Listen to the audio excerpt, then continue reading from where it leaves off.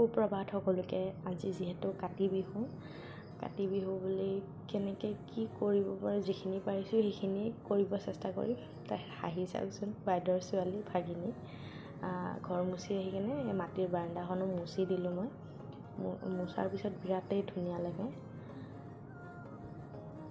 এইজোপা তুলসী আগৰে হয়, মানে মই তাতে খালি মাটিটো দি কিনে ধুনীয়াকৈ বনাই কিনে এনেকৈ ইমানো ভাল হোৱা নাই বাৰু। এইখিনি চাইডখিনি মুচি দিলোঁ। সন্ধিয়া চাকি গছ দি উঠি কিনে ইয়াৰ তুলসীৰ তলত ফুল দুটামান ধূপ ধূনা দি উঠি কিনে চাকি গছ জ্বলাই শৰাই এভাগ দিলোঁ। তেতিয়ালৈ মায়ে আগৰবাৰে যেনেকৈ দেখাইছে শিকাইছে যিমান দিনৰ পৰা যিখিনি পাৰিছোঁ সেইখিনিয়ে কৰিব চেষ্টা কৰিছোঁ। আৰু ঘৰৰ বাহিৰতো দুটামান চাকি দিলোঁ। চাকি দি উঠি কেনে শৰাইখন দি উঠি কেনে সেৱা জনালোঁ। এয়া দাদাৰ ল'ৰা মানে মোৰ ভতিজা, সিও সেৱা দিলে।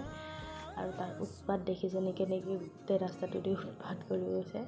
আৰু ঘৰৰ এনেকৈ বাহিৰত সকলোৱে কি ধুনীয়াকৈ চাকি বন্তি দি উঠিছে, মানে চায়ে ইমান ভাল লাগিছে। মোৰ চেনেলটো ছাবস্ক্ৰাইব কৰি দিব নতুনকৈ।